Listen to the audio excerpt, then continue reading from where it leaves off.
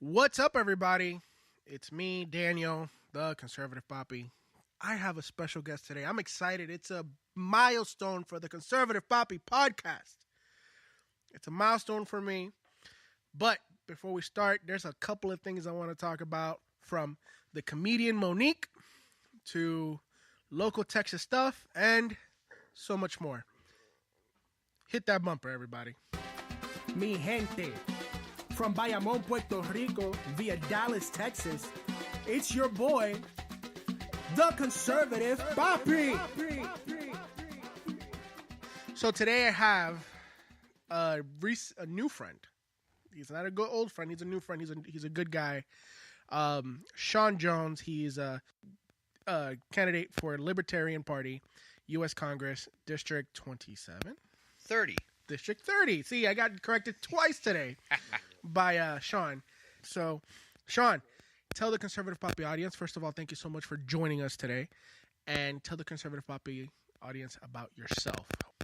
Live up in Plano. I am running for U.S. Congress in District 30, which is primarily southeast Dallas, Duncanville, DeSoto, all the way down to Hutchins. Kisses over at the Mesquite, Sunnyvale area. A lot of gerrymandering going on, so it's a weird district. Let's see, you can find me on Facebook, Shawn Jones, Shawn Jones for Congress. ShawnJonesForCongress.com will be up by the end of the weekend, barring any more snags. Whoop, whoop. And we will be taking donations of all sorts. I take Bitcoin, cash, whatever you got. Well, my friend, welcome to the political scene. I'm super excited to be here. Thank you for inviting me. So, I think the big question I have is why politics? You know, in this weird season that we're in, you know, Trump era, Soros, big money. Why now? You know, it's not necessarily the most friendliest place for a third party candidate in any ticket. Why now? You know, because somebody's got to do it. There's at the end of the day, it's nothing that I really want to do. You know, if I'm real honest, I had to do a lot of searching with myself and really go through this for months. I've been presented with a unique opportunity with some grassroots coalitions that are going to help do some voter drives and really get out there. I was able to secure a fantastic campaign manager, and I'm starting to assemble a pretty good staff. The way I got here is activism, really.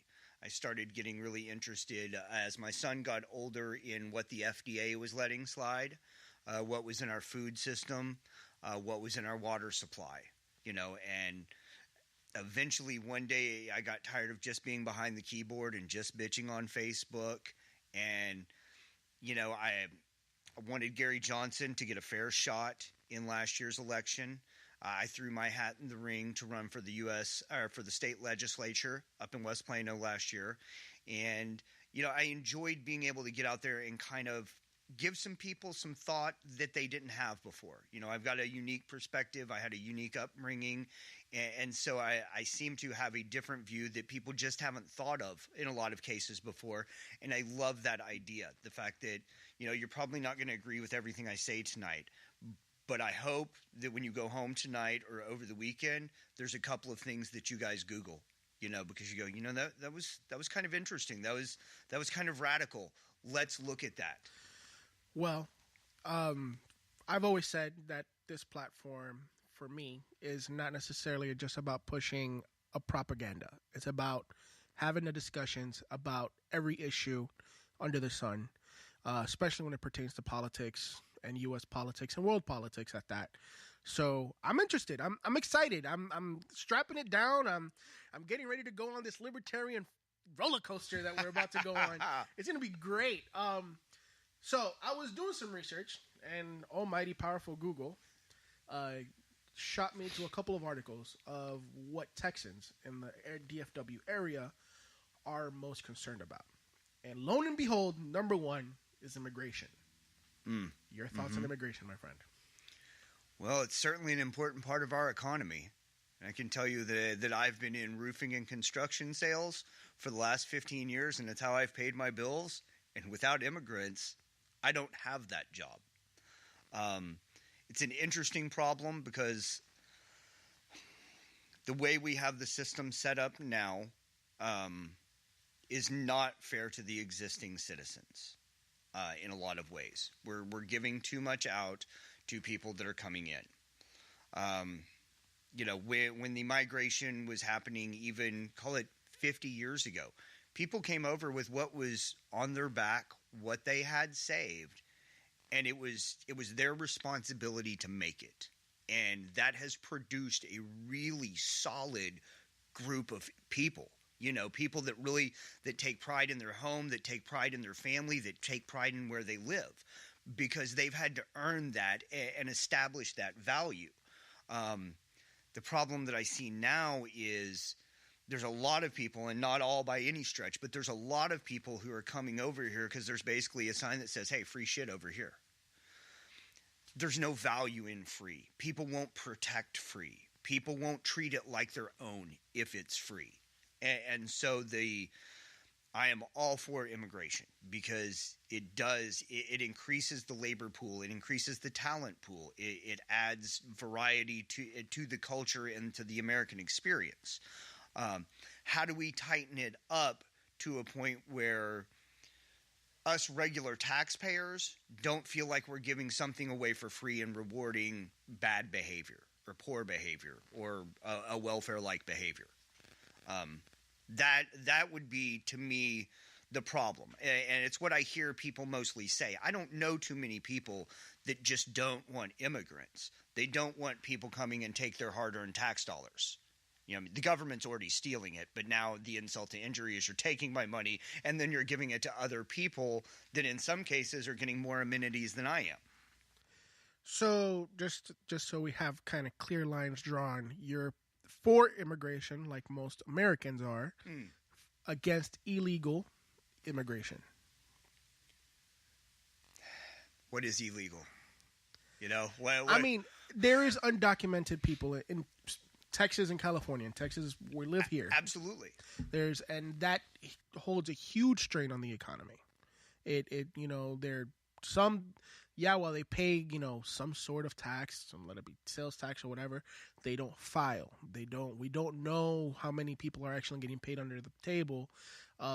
They do take advantage of a lot of welfare, like you said. They do take advantage of the services or social services or communal services or whatever you want to call it. They take advantage of those things and they become more and more play into the welfare state. As a Latino, I know plenty of other Latinos that come from Salvador, from Mexico, from Nicaragua, from Colombia, that come here in the little bit of a shady way. And I don't get me wrong, I grant their hustle as an individual. But they come here and they go, oh, well, I can lay low here for 10, 20 years and reap benefit of what others do. That's a reality that many, many Americans, many, many Latinos that, like myself, that live here, that are legal, fully documented, pay, file. I'm a military child. My dad was in the military. That I take advantage. I understand that part, right? We see that, and we don't necessarily, we look at them and we're like, dude, if I did it the right way, why do you have to cut in line? Why do you have to circumvent the process? Make the first disclaimer that there are plenty of natural-born citizens here that are abusing that same welfare state. 100%. So I do not want to isolate, immigrants are the ones abusing this, because I've known plenty in my life that I grew up with that have abused this same system. So my objection isn't really with immigration at all. It's with the system and all of its loopholes and its exploitations. You may argue that I could make the argument that by allowing undocumented citizens to come in and exploit these programs, you're essentially buying votes. That's exactly what's happening. That is where I take issue with kind of the welfare state and giving people something for free. And that, again, transcends immigrants and natural citizens. Whenever people are given something, they tend to look the other way. when some really shady stuff is going on, as long as they get what's theirs. And so my vision would be really to tighten up those loopholes across the board. And if there's nothing free to be gotten, I think the cream will rise to the top. Okay. So, which brings me up to my follow-up question on this issue, is Trump has gotten a lot of flack with his immigration policy pretty much all of 2017, with tightening down, some of the disbanding of executive orders of certain countries, not, DACA letting it run out and sending it back to Congress instead of an executive order. To me, that's tightening down some of the loopholes. Do you agree with that policy? Since you are going to be voting, if elected, you are going to be voting in the U.S. Congress, and you are going to have a vote for the Texas, electorate and delegate. So these things matter. You're going to be independent of both parties, so you don't have to buy into anything. But you want to close up loopholes. Trump is trying to close up loopholes. Do you agree? I don't know if you agree with his style, but do you agree with what he's trying to do? Agree is a strong word. I get it. I think one of the things I looked at with the travel ban and people getting outraged. One, Jimmy Carter did the same thing in the 70s. And there's legislation that happened in the 50s that were along this line. My general sentiment is, if the American people are so outraged by this travel ban, why aren't they more outraged that we're bombing these countries that we're banning? That seems like a direct conflict to me. Do you care about these people so much that you want them to be able to come over? Because to me, the more humane thing would be to stop bombing the countries that we have no business being over there. And if we weren't over there bombing the countries, they may not want to come over here. Because I can tell you, 15 years ago, Syria was a very nice place to live. And that same statement can be made for many of those countries. And so the immigration problem, is it a result of our military intervention when it comes to some of the policies that Trump's trying to implement? And I'm a hardcore anti-interventionist. I would have us in no country that had not just literally begged us and pleaded for us to come help them, unless it was an absolute onslaught invasion by some other totalitarian regime. I would not be in other countries' affairs. I can understand that, but anti-interventionist can also be kind of misunderstood, right? It can be misunderstood because there's a portion of the left that is anti-war, anti-interventionist, and anti-military. So in your eyes, is anti-interventionist anti-military? Because we can also make the argument that to be able to be anti-interventionist is to have a strong military just in case. Nothing wrong with a strong military. I would also argue that the left is no longer anti-war. I think that died long ago. I mean, Hillary Clinton kind of killed that one, right? She cheered the sodomization and death of Muammar Gaddafi, which created a slave vortex in that country. I quite honestly, I watched as Obama bombed 9 countries, George W. Bush bombed 4. Under Democratic leadership, more bombs dropped than under Republican leadership over the last 16 years. And anti-interventionist is a very misunderstood word, and people want to say that, that it makes you a recluse. Me not coming to your house and telling you how to live doesn't make me a bad neighbor or an unfriendly neighbor. It makes you an American neighbor. It means I'm minding my own business. Now, if you come to me and you ask for help and I refuse, that's a different story. That's completely different. But when we're going places where we're not asked to be and where we're not welcome to be, that's what I have a problem with. And the fact that we have veterans dying on the street homeless, we have child literacy issues, we have a failing infrastructure. You got to take care of yourself and your own family before you can be of service to the community. that same thing applies on a grander level. So, yeah, I would, for the most part, I would rein most of the military in. And again, nothing wrong with having a strong defense. For definitely making it clear, this is our house. You're not coming in, and if you do, you're going to pay the piper. Just like my house. You walk in, and you're going to meet my artillery.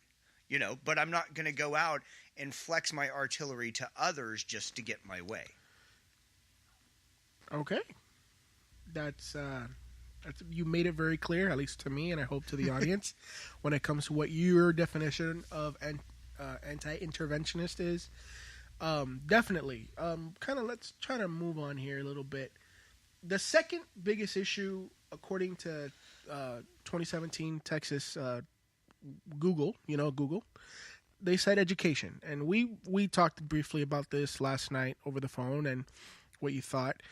They said education was a big issue in Texas, that, the public school system is basically trash, according to a lot of people and a lot of experts. I personally don't know enough, but I do want to hear your thoughts on what is the problem and what is a potential solution. Problem, as always, is too much bloated government administration and interference. I believe the research I did when I was running on the 16 campaign was that the state of Texas pays about $11,500 for a high school student's annual education. The private sector in the state of Texas has an average of about $7,500 a year. So how is the private sector doing a better job for 60 cents on the dollar? And if you compare the United States to the other top 20 nations in education, they're not spending near as much as we are, but they're getting a better product. So the problem isn't that the schools are underfunded. It's that the money is not being allocated properly. They create administrative positions that don't need to be created.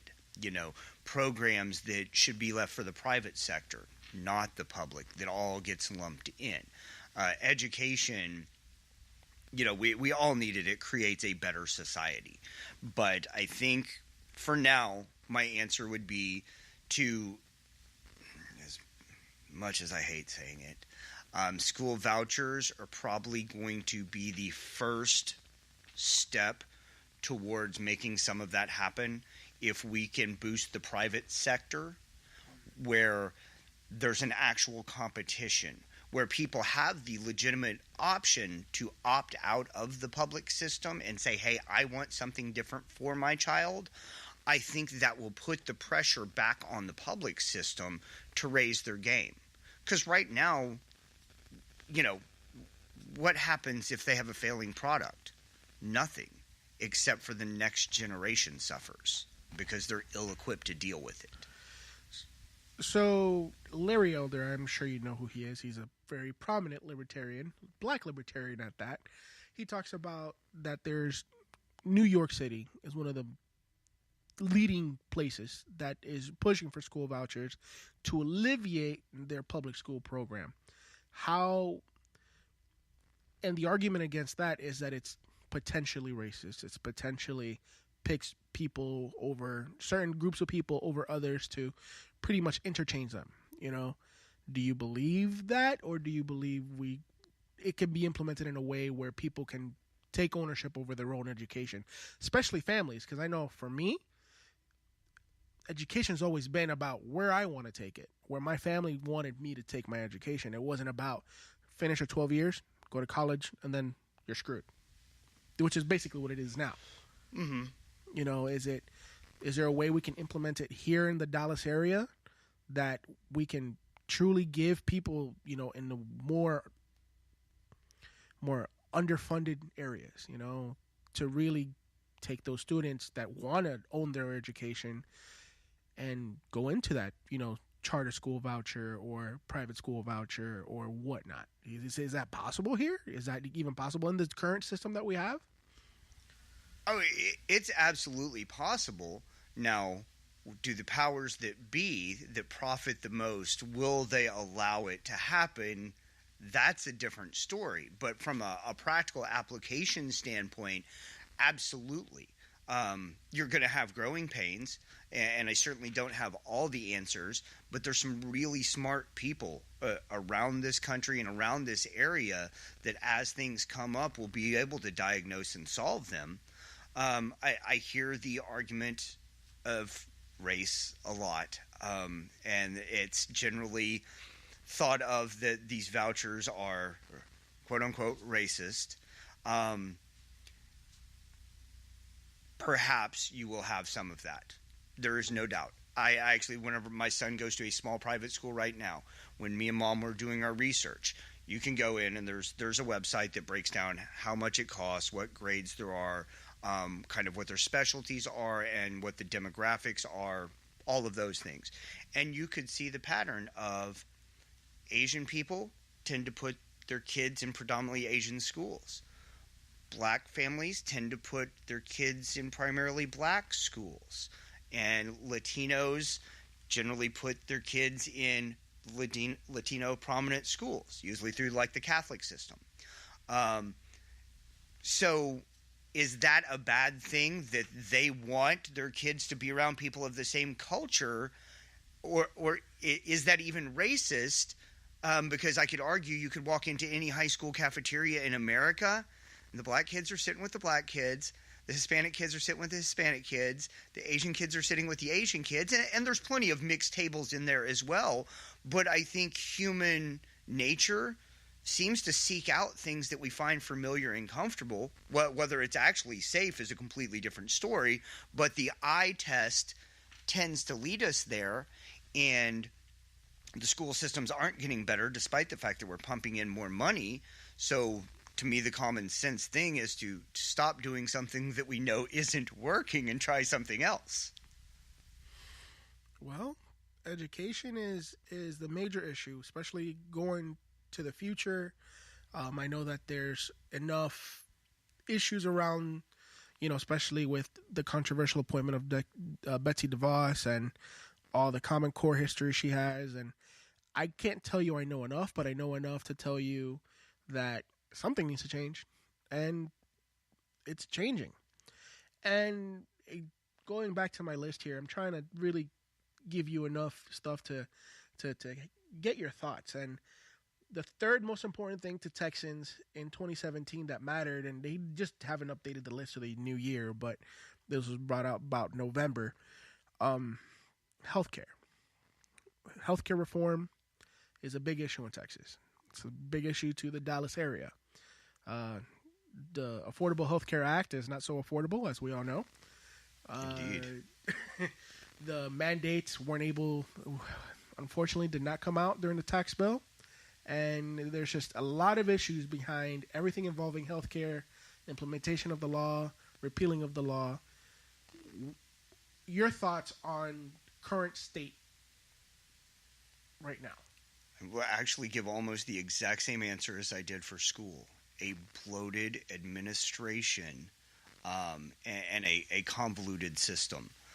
When we look at over the last 40 years, the rise in administration relative to doctors has gone up tenfold.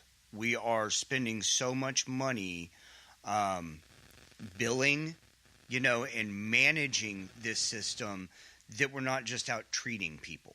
And even I had an illness a few months ago, and I needed to go see a specialist.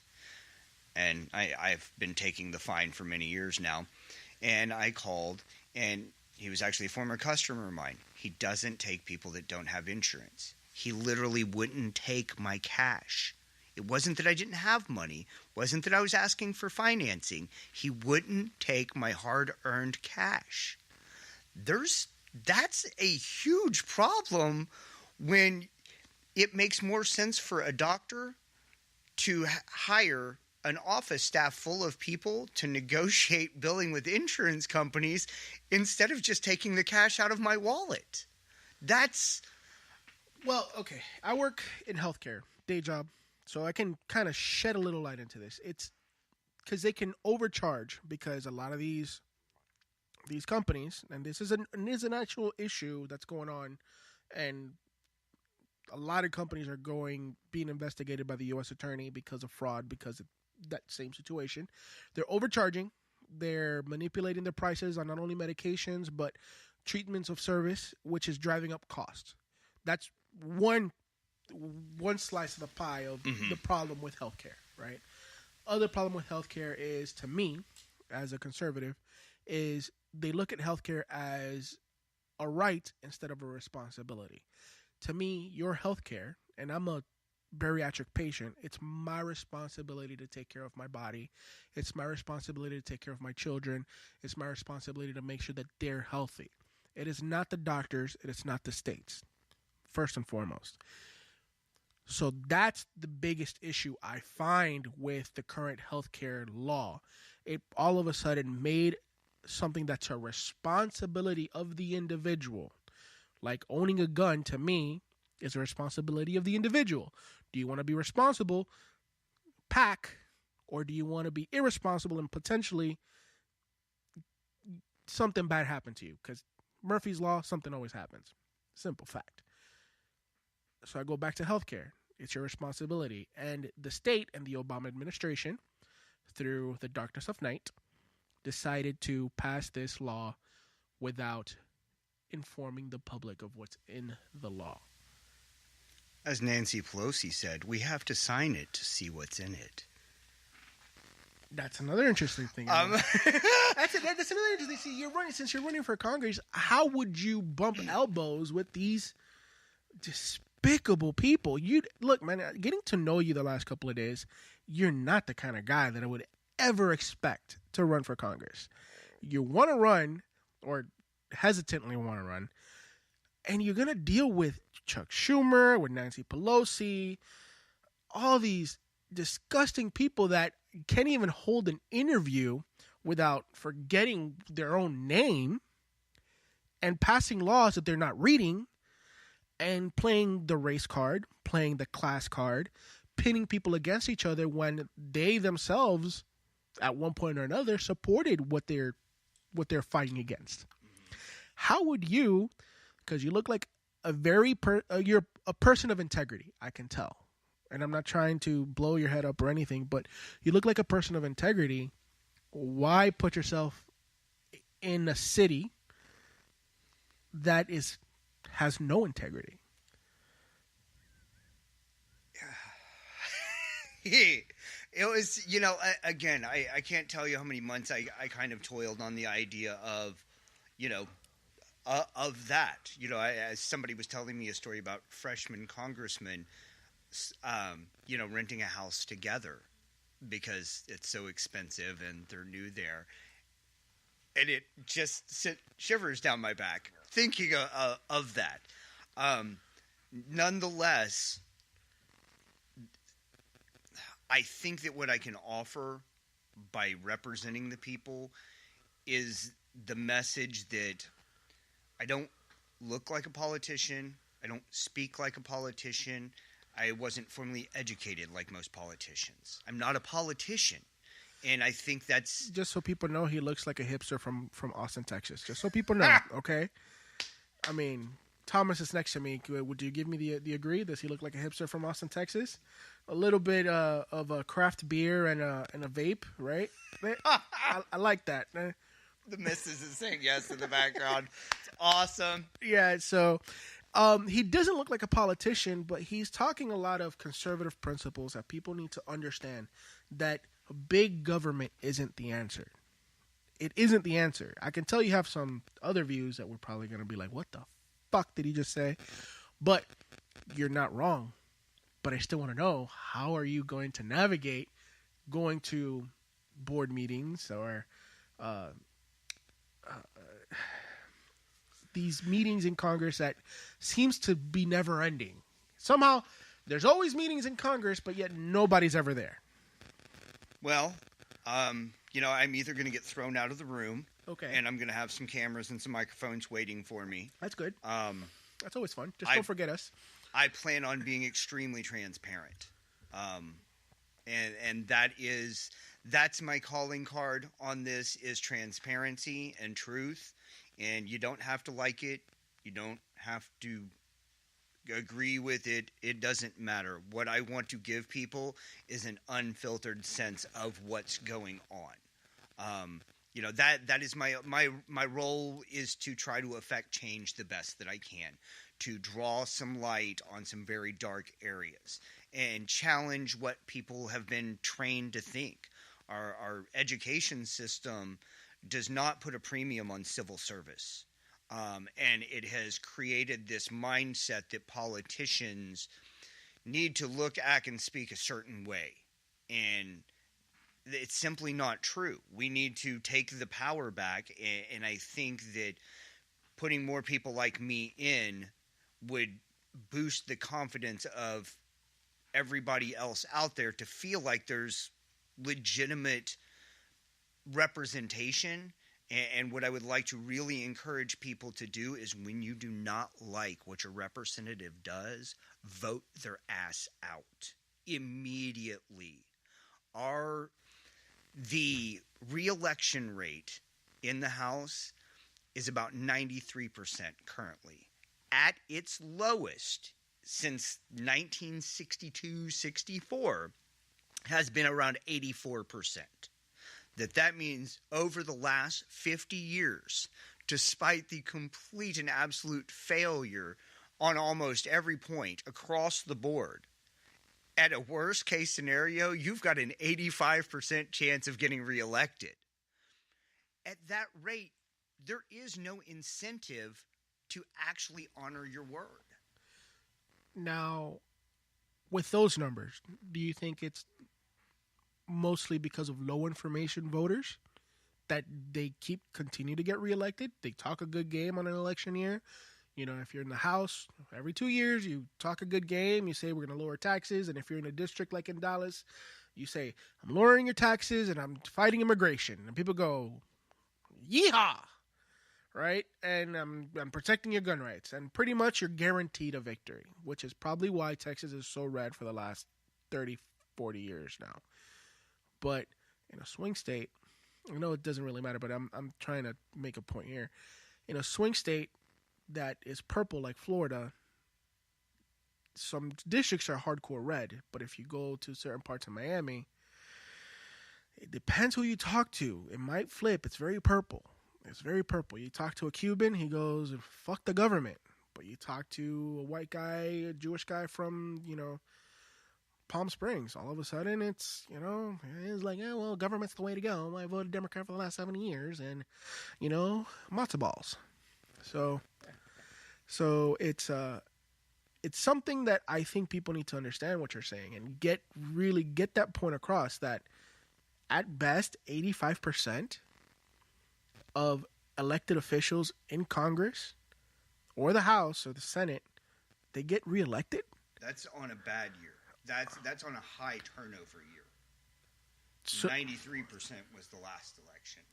So we're pulling up to another election year. This is the grind. This is where you start making appearances. Mm-hmm. You start talking to people. What's your predictions? I mean, I know you're running third party and you're concentrating on your race. What about everybody else? Where does the country lean after November? I would imagine that it would be much like 2010, and you're going to see the House flip to majority blue. That's worst case scenario. Just like when Obama got in, and then in 10, they flipped it red. I think that polarization and kind of people, the American people are very much led by their emotions. Unfortunately. And so it seems to be this very reactionary back and forth, instead of identifying that it's two wings of the same bird. And they don't seem to follow. The American people's memory is very, very short, extremely short, and seems to be wiped away almost immediately by whatever current emotional issue that Fox or CNN has told them to be outraged by. And so I think that whether I like it or not, I think you're going to see a lot of flip there. I'm afraid that you're right. That's the where it's trending. I will say this, that while we have a Republican president and we have Republicans in control, nothing's really getting done either. No, so I'm not. It really doesn't. I mean, I'm not sure how much difference it's going to make. I don't know. I mean, we have. Okay, so where you just said something that I kind of wanted to address. I don't know if I call Trump a real hardline Republican. Not even close. Or a hardline Democrat at that. He's a populist who kind of flows in the middle. He's fantastic at telling people what they want to hear. Unfortunately, but here's the thing, right? And my analysis of the guy is I don't hate him, I don't love him.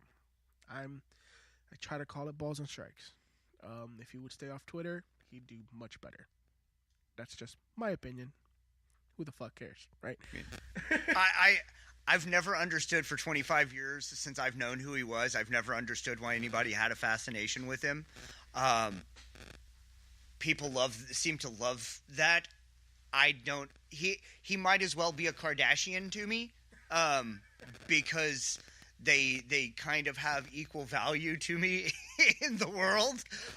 Here's the thing. Here's the reality. He's at least president till 2020, and if elected, you would have to work with him in some sort of way.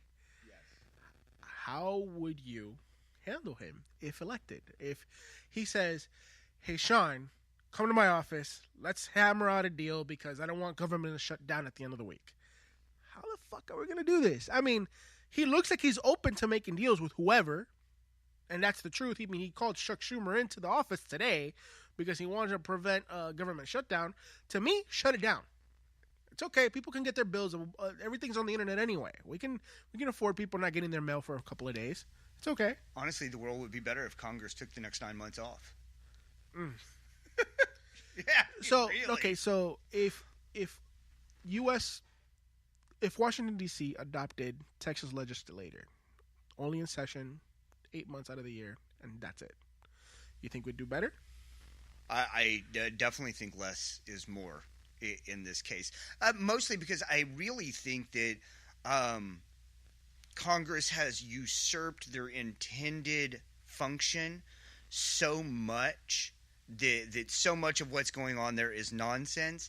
And quite honestly, if I'm representing the people in Dallas, shouldn't I be spending more time in Dallas knowing what's going on and being out talking to people?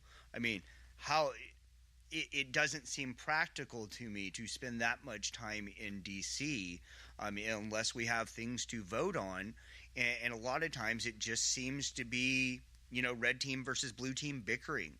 And then some shady stuff gets added on to the back of a bill to appease somebody else, which is something that I believe Rand Paul is one that put something together that I think it was him that wanted it to be basically one bill at a time, no adding other things on there. This happened during when Speaker Boehner was in power. They took away the whole pork out of the bills for a while.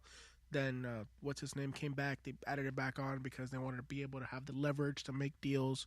And I'm talking about Mitch McConnell, and not only on the Senate side, but and Paul Ryan. They wanted to make the deals, which I like what he did back in 2010 to separate what was that era of the Republican Party as the Tea Partiers, the hardcore conservatives that started this weird movement that somehow Trump took over. They did all these things to bring conservatism back to the front of the line, yet all of a sudden all the people in power decided, oh no, but we have to be able to make deals. We need to be able to please John McCain, who needs to retire. We need to be able to please Chuck Schumer and his radical leftist self. Oh, and Bernie Sanders, we need to make sure he gets a new museum up in wherever he's from, because I don't really care about him. But at the end of the day, we're appeasing people to make them more rich, to make them richer. However you say that, I can't speak today. But it's not worth it. I don't know, man. To me, when I look at my elected representatives, I want them to have integrity and think of the people. Can you promise that? I can promise that I will uphold my deal. What is your deal with the people? I'm going to do exactly what I say that I'm going to do, and I'm not for. While I'm for compromise, I'm not going to tack something bad on for the sake of getting my good. Each bill should be voted on its own merit. That's it. If it passes the smell test, it goes. If it doesn't, it's out.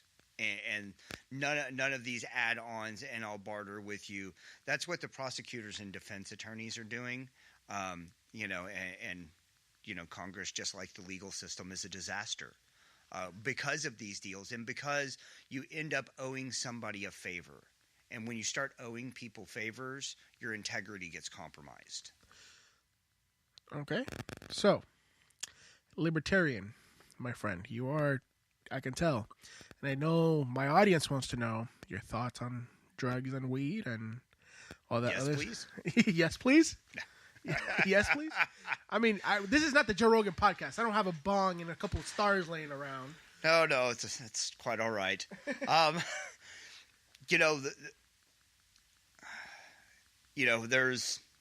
There's the practical libertarian side of me, and from an ideological standpoint, I'm more of an anarchist. I do believe, kind of what you said about healthcare earlier. I am responsible for my own body. I'm responsible for the children I bring into this world. I and I alone know how best to treat me, and it's nobody else's job, and it's nobody else's responsibility. That being said, we have set up a system where people don't have that right now. They don't have that sense of self-ownership and self-responsibility. And we need to start weaning that back and putting the premium on rewarding people who take care of themselves well, in all aspects of life. But I'm not ready to roll out, cocaine and heroin on the streets. Everything is legal. So it kind of brings me back to this. I like the ideological side. Have the freedom to do what you want. Personal freedom, personal responsibility. Love that. Texas, as of last year, and you can correct me if I'm wrong, passed to legalize medical marijuana in the state of Texas. Or at least what they called medical sales, which is a weird way to do it because it's not like California, it's not like Oregon, it's not like Colorado. It's this weird animal that it's, air quotes here, legalization, but it's really nothing's changed. To my understanding, the narrow window of illnesses that medical cannabis applies to is almost so obscure that it's a slap in the face to most. There's very few conditions that you can have documented that you can actually get your treatment for. I would go very wide spanning, and I've gotten some good ideas, and I've stolen one from a fantastic lady over at the Tarrant County LP that I really love the idea of. With medical cannabis in the state of Texas, you do not have to pay a tax on a prescription drug. Okay? I'm a taxationist theft guy, so anything I can do to reduce and eliminate taxes, I'm going to do. The second move on that would be that I would allow for home grow. I think, it's your own property. It is a harmless, very useful plant. Grow it in your backyard. Share it with your neighbors. Have parties with it. Make soaps and butters with it. Do whatever you want with it. It doesn't really matter to me because then you also have that tax-free. Probably if you want to get into somebody doing some of the fun stuff that they do in Colorado that requires a great deal of machinery, and equipment and things like that, you could put a sales tax on it like it's a luxury tax, like you pay for a beer. But I would want cannabis to be as tax-free as possible and have as much access to people as possible. And so I'm not really interested in putting a dispensary on every corner in the neighborhood. But I am interested in you being able to grow it in your house and treat your body as you see fit. I am very much for people being able to get it in the medical sense that they can get something that The research has been there to see, I believe there's something called Rick Simpson oil that is fantastic for several different conditions. I want people to be able to have access to that. You know, I want veterans to stop being prescribed heavy psychotropic drugs and be able to smoke a joint because they know that is going to be safer for them than a Xanax and a Prozac. I mean, their study. I don't want to go too far on a tangent here, but the studies on the over medication of veterans and CTE having an effect on veterans due to blast radius and head injuries and CBEs. That's a whole interesting subject that I'm definitely addressing that with the series Conversations with a Vet that I'm going to be talking to a person about. So I'm going to bring somebody on for that. But I agree with you. I as far as that goes, I agree with you. I don't want to become the Weimar Republic as far as legalizing everything out there because I think we still have a public safety issue when it comes to drugs. You know, there are people that are irresponsible, like we stated earlier, that want to get stoned to the gills and drive a car. I don't think that's smart. I don't think it's smart if you get drunk and drive a car. I don't think it's smart if you're on heroin and drive a car. That is the only issue that's with the whole legalization. It's if you're going to treat it like alcohol, somehow we have to also have laws or some sort of regulation to make sure that there's public safety considered too. I want people to use, and I want people to have the freedom to use. But if you're going to be on the open road, stoned to the gills, like Joey Coco Diaz on his podcast, we don't want that. We want people to abide and be safe. I hope that makes sense. It makes sense. My concern is setting up a new regulatory board. Well, the regulatory board now needs to be scrapped.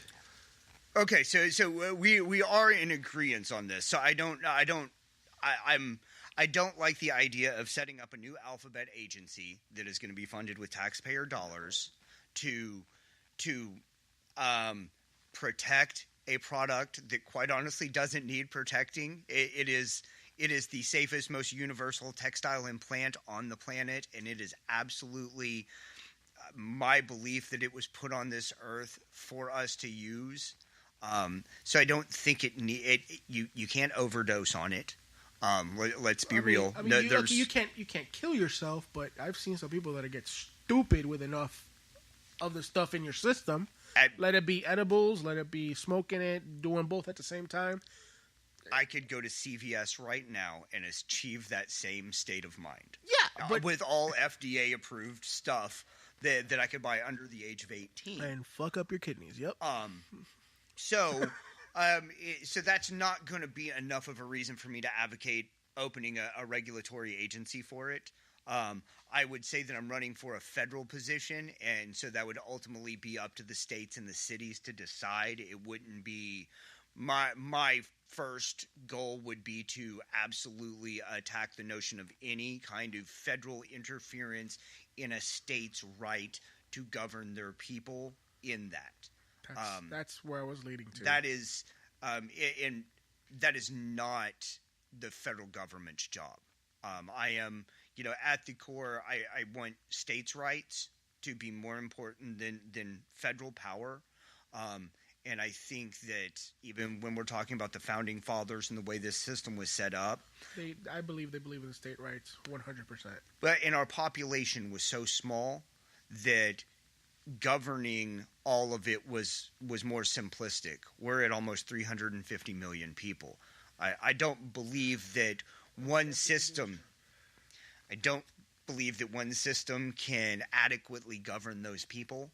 It just, the needs of Texas are not the same as California, and are not the needs of Minnesota, and not the needs of Florida and New York. These are all very diverse places, and they need to have more sovereignty to be able to deal with their own culture themselves. I agree. Now, this is probably one of the more, I think, controversial fiscal questions I'm going to ask you, because I've wrote about flat tax. Your thoughts on taxation, period? I know you say taxation is theft. Yeah, have I mentioned that taxation is theft? Yeah, you have. Yes. Okay, So, but I probably should. I know. But the fact of the matter is that to be able to provide whatever social services we might be going to have to use, let it be at the state level, federal level, taxation is a necessary evil. I believe flat tax is the way to go. 15% across the board should be sufficient. Let's cut that by 66.6%. So you say like 2%? We could go. I mean, 5 still seems absurdly high to me, but again, in my world, we are reducing the scope of the federal government by so much that need for tax isn't there. So can I say you agree on that the progressive income tax that we have currently is a shit program and needs to be completely overhauled? Oh God, yes. Okay. And taxation is theft. Well, but yes, accepting the reality of the system that we have today, and it's one of those things. As a libertarian, there is, there's a lot of kerfluffle on how these things are implemented, and how pragmatic to be. I have to understand that I'm working with 37 other congressmen, and I have to be able to offer something palatable. Nobody's going for taxation as theft, quite honestly, in Congress, because that's how their paychecks are derived. So they're not giving away their money. Of course not. But here's the thing. There's still Mark Levin and a couple of other activists are pushing for a convention of the states in changing the taxation system. I don't know if it'll work. It's constitutional, but I don't know if it'll work. I don't know if there's enough people that are informed enough to back something like that. But if you can write a bill to change the taxation system of this country starting next year, starting January of next year, what would be that? How would you structure it to be pragmatic? You have to be reasonable to get the votes, to get it passed, but you also have to think about the people. I don't think the progressive income system is the way to go. Flat tax, to me, is the only way to fix and still provide all the services needed that the U.S. government provides. Your thoughts? Okay. Again, we're talking about to couple that, it would be twofold, because I must reduce the scope of government when I'm talking about this. So I'm slashing 50% of everything we're doing off the top before I even figure out what the other fat and garbage is. And I'm going to waive off any taxes for anybody who makes under $32,000 a year. If you are in that income level, you are focused on keeping food on the table, keeping the lights on. I think that economically speaking, to allow that group of people to keep all of their money, they're still paying all their other taxes. They're still paying gas taxes. They're still paying sales tax. In most cases, they're still paying estate tax. So it's not like they're not paying tax, but I don't think they need to have any federal obligation. That seems like their money is better spent back in the market. The more money they keep, the more money they have in the market, the more job stability everybody else has, the more new things can grow. And so I think the more money people have to keep for themselves, the more they pump back into the system, the higher the tips get. When you go to a restaurant, which in turn, that guy tips better. That guy buys something extra or does something nice or goes someplace, which validates that business again. And so, flat tax would be probably the best compromise I could get to start, and then, and whittle away the fat from there. I already know that if I tried to get into Congress and say 5%, they would all laugh hysterically. No, for sure. Because right now I think it costs a little over $500 million just to run the Congress in its active system now. I believe you get $1 million to operate an office in D.C. and in your home city. And then you get $174,500 a year, plus I believe $610 a day per diem for every day you're in Washington. So you multiply that's just under a $1.25 million per sitting congressman. Multiply that by 535. That's a lot of money that we're spending to get run things, just to get very poor results. Because in the private sector, that job would have been shut down. It would have been outsourced. It would have been eliminated because it's failing to yield a quality product for what's being put into it. So, there's going to be a kerfluffle. When I say 5%, the pitchforks are going to come out, or in this case right now, the tiki torches maybe. I don't know. But so flat tax is probably, it would be a great step in the right direction. More money for the people, more money to go back into the economy. All right. Well, my friend, thank you so much for sitting down with me and Mr. Producer over here. Thank you so much for being an awesome dude and talking with us. But final thoughts, anything you want to tell the world, anything you want to tell your constituents, as this is, I don't know, is this your first appearance of the year? I guess technically of 18. I did a home podcast with a great representative or potential representative, a Democratic candidate over in Plano, Sarah Depew. We did a talk on marijuana in the state of Texas, but this is the first one of 18, only the second one since I've got engaged in all this. I would tell people to go to lp.org and check out the Libertarian Party platform. And I highly encourage everybody to research the non-aggression principle. I think this is something that most people can really wrap their hands around and enjoy if they get to know it. All right. We expand a little bit on the non-aggression principle and still want to tell people to go look for it for themselves.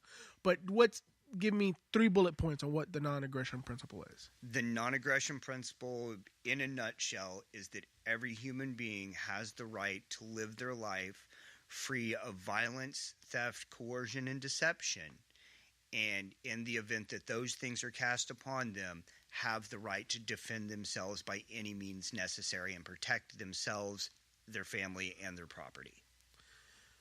Well, that's the non-aggression principle. Thank you so much, Shawn. Thank you, guys. I really enjoyed it. Shawn Jones for Congress. He's on Facebook, Instagram. Not Instagram? Not Instagram. I'm being pushed for it.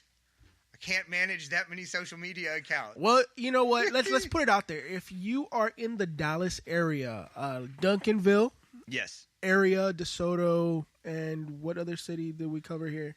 Dallas, DeSoto, Hutchins. If you listen to this podcast and you want to get involved in something that is not red or blue, definitely reach out to me and I'll get you in contact with Shawn Jones, or you can contact Shawn Jones directly via Facebook on the Shawn Jones for Congress Facebook page. And thanks again for coming on. Oh, one last plug. Yeah. I have something really exciting that's going to be coming up in April in downtown, and I'm really hoping that I get to see you again to plug this before it happens, because it's going to be a lot of fun. Well, okay, what are we covering, my friend? I am channeling the inner Ron Paul, and we are going to reignite Audit the Fed.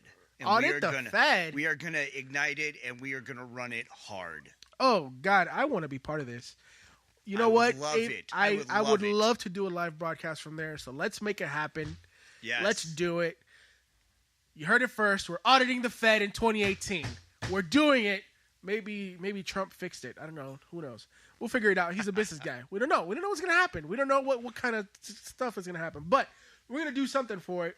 Everybody, follow Shawn Jones on Facebook and Twitter somewhere, I believe. Maybe. But follow him. Shawn Jones for Congress.org.com. ShawnJonesForCongress.com. Follow him, give him some support, and thank you so much. Nos fuimos, mi gente.